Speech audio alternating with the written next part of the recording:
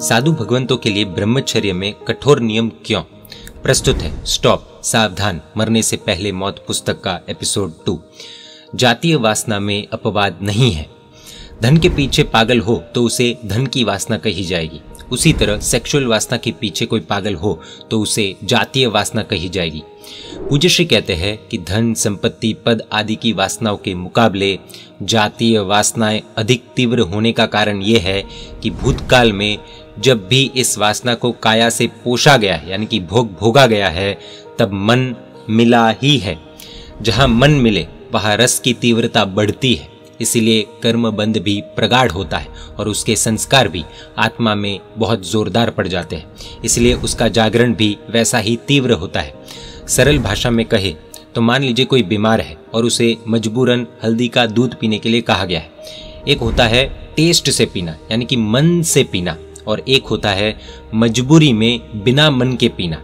अब यही सिचुएशन जातीय वासना पर लागू करे तो बिना मन के जातीय वासनाओं का भोग पॉसिबल ही नहीं है।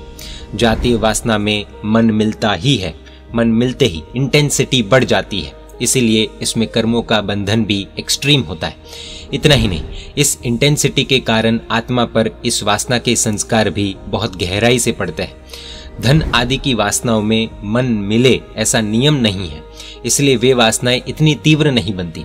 उदाहरण के लिए कई लोग होते हैं जो अच्छे खासे पैसे वाले होने के बावजूद रोज ऑफिस जाते हैं, थोड़ा बहुत काम करते रहते हैं क्योंकि वो खाली नहीं बैठना चाहते, अर्थात उन्होंने अब टारगेट के हिसाब से पैसे कमा लिए, अब इतना इंटरेस्ट नहीं है, यानी कि अब पैसे कमा रहे हैं लेकिन मन इतना मिला हुआ नहीं है, बस एक रूटीन हो गया है।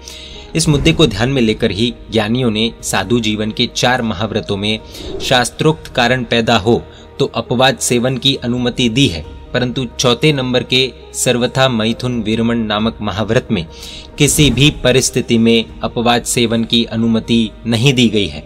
बाकी के 4 महाव्रतों के अपवाद सेवन के समय काया से जो कार्य चले उसमें मन को अलिप्त रखा जा सकता है, जैसे हमने पक्का पानी के उदाहरण में देखा था।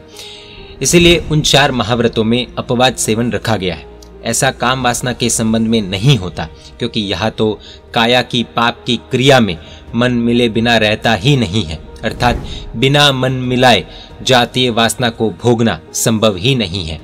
जहाँ प्रवृत्ति यानी कि एक्शन और परिणति यानी कि भाव एक हो जाए, प्रवृत्ति पाप की तो परिणति भी पाप की, यानी कि जहाँ एक्शन और भाव दोनों पाप के हो जाए वहाँ अपवाद मार्ग अलाउड नहीं है। जहाँ एक्शन करने के बावजूद भाव अथवा मन उससे अलिप्त रह सकने की हालत में हो, वहाँ मन को अलिप्त रखकर, मन को उसमें मिलने नहीं देकर काया से उजागर पाप प्रवृत्ति करने रूपी अपवाद मार्ग खुला है।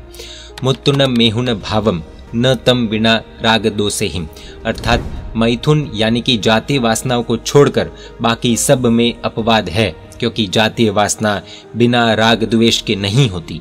प्लीज नोट, ये अपवाद मार्ग भी उनके लिए है जिन्हें इस मार्ग का सेवन किए बिना समाधि टिक नहीं सकती। इसी कारण से 4 महाव्रत पालना अभी भी सरल है, परंतु ब्रह्मचर्य महाव्रत पालना अति कठिन हो जाता है। इसीलिए कवियों ने गाया है, ये व्रत जगमा दीवो मेरे प्यारे, ये व्रत जगमा दीवो, यानी कि ये 4था महाव्रत जग में दीपक है, प्रकाश देने वाला है। पूज्य श्री कहते हैं कि तीव्र दुष्कर्म के योग से किसी साधु को जातीय वासना जाग उठे तो भी अपवाद मार्ग अलाउड नहीं है। उस समय आत्महत्या कर लेने की अनुमति दी जाती है।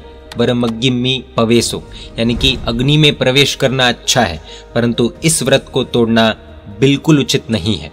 नंदीसेन मुनि ने इसी कारण से पर्वत पर से छलांग लगाकर जीवन का अंत करने का प्रयत्न किया था। इसी से समझा जा सकता है कि प्राण जाए तो चलेगा, लेकिन शील जाए वो नहीं चलेगा, ब्रह्मचर्य जाए वो नहीं चलेगा। इतना ही नहीं, स्वयं को वासना न जगी हो परंतु अन्य व्यक्ति अगर साधु का व्रत भंग कराने को तैयार हो, तब भी दूसरा कोई उपाय न सूझे तो व्रतधारी आत्मा को जीवन का अंत ला देना ही ठीक है, ऐसा बताया गया है। फांसी लगाने की छूट भी ओग निरुक्ति ग्रंथ में दी है। इसी से हम अंदाजा लगा सकते हैं कि जातीय वासना कितनी भयानक चीज है। इस संबंध में एक प्रसंग देखेंगे अगले एपिसोड में। जय जिन शासन, जय महावीर।